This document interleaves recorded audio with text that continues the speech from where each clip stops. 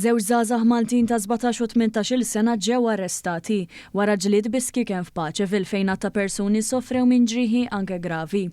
L-argument seħħ fit-triq Santa Rita f'San Ġiljan fl-4:15 ta' filgħodu, fejn tliet irġiel mir-Renju Unit ta' 31, 36 u 55 sena sofrew ġrieħi u ttieħdu l-isptar Mater Dei. Fl-istess waqt il-Pulizija ġew informati li kien hemm argument ieħor fit-triq Santu Wistin u sabu tliet żgħażagħ jargumentaw bejniethom.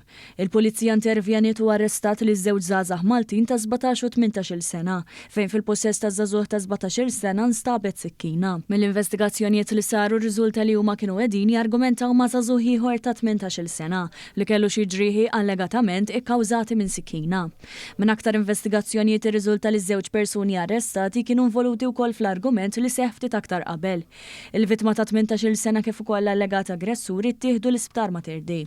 Aktar tard tnejn mill-irġiel barranin ġew iċċertifikati bi ġrieħi gravi li ħorġi ċertifikat bi ġrieħi ħfief filwaqt li l-kondizzjoni ta' tliet persuni ġew iċċertifikati li weġġaw ħafif.